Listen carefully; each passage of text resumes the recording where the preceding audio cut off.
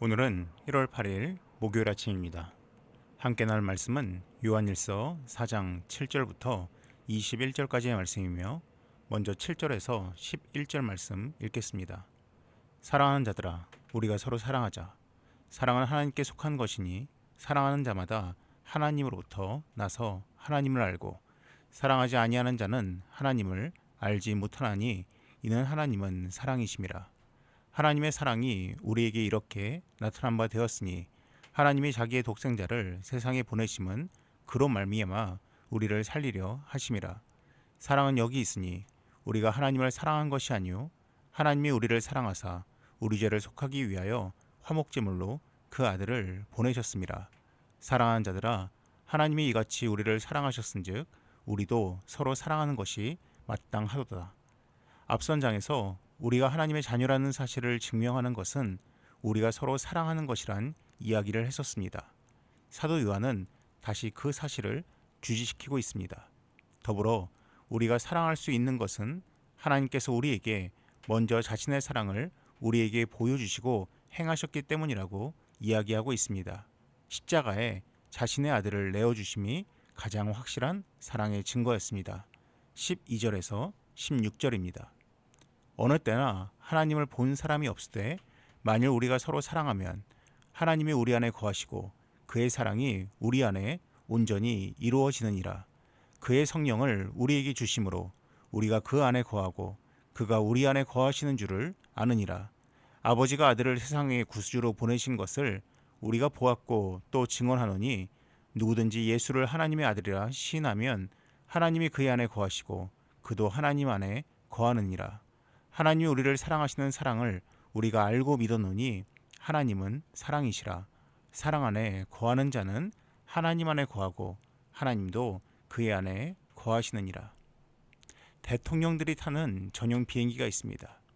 미국 대통령이 타는 전용 비행기는 뛰어난 기술 시스템과 편의 시설이 갖춰진 것으로 유명합니다. 모든 비행기에는 호출명이 있는데 미국 대통령이 타는 공군 소속의 전용기 호출명은 에어포스 1입니다. 그런데 꼭 전용기라고 무조건 에어포스 1이라고 부르지 않습니다. 대통령이 타지 않은 채로 비행하는 전용기는 에어포스 1이라고 부르면 안 됩니다.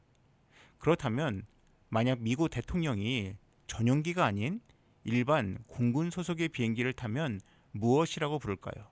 무슨 기종인지 상관없이 대통령이 타고 있는 공군 소속 비행기는 무조건 에어포스 1이라고 부릅니다. 그래서 종종 영화를 보다 보면 이런 대사가 등장합니다. 호출명을 변경합니다. 이제부터 에어포스 1입니다. 대통령 각하 탑승하신 것을 환영합니다.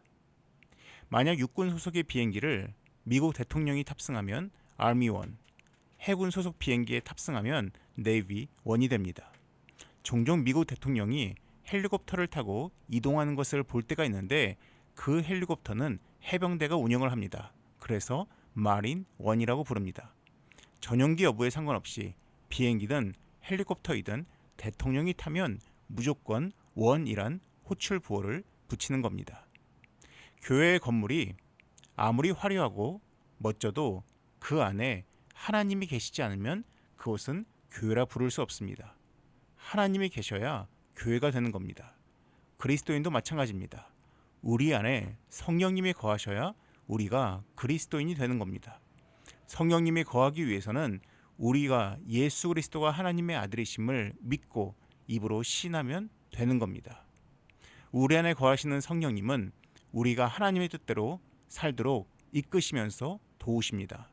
무엇보다 성령님은 우리가 하나님을 사랑하고 또한 이웃을 사랑하도록 인도하십니다.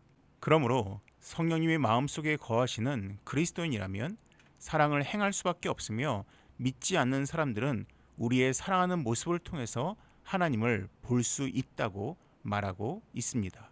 17절에서 21절입니다. 이로써 사랑이 우리에게 온전히 이루어진 것은 우리로 심판날에 담대함을 가지게 하려 함이니 주께서 그러하신 것 같이 우리도 이 세상에서 그러하니라. 사랑 안에 두려움이 없고 온전한 사랑이 두려움을 내쫓나니 두려움에는 형벌이 있음이라. 두려워하는 자는 사랑 안에서 온전히 이루지 못하였느니라. 우리가 사랑함은 그가 먼저 우리를 사랑하셨습니다. 누구든지 하나님을 사랑하노라 하고 그 형제를 미워하면 이는 거짓말하는 자니 보는 바 그 형제를 사랑하지 아니하는 자는 보지 못하는 바 하나님을 사랑할 수 없느니라. 우리가 이 계명을 주께 받았으니 하나님을 사랑하는 자는 또한 그 형제를 사랑할 지니라. 한 칼럼니스트가 10년 전쯤 일간지에 쓴 국민들은 경찰을 사랑한다라는 제목의 글을 읽은 적이 있습니다. 그 가운데 이런 내용이 나옵니다. 경남 지역 경찰서 홈페이지를 들춰보다 한 경찰이 모 소속 경찰서 게시판에 올린 독백에 가슴이 먹먹해지는 느낌을 받았다. 친구여, 불어터진 라면을 먹어본 적이 있나란 제아의 리플 같은 글 몇 자에 눈물이 쏟아졌다.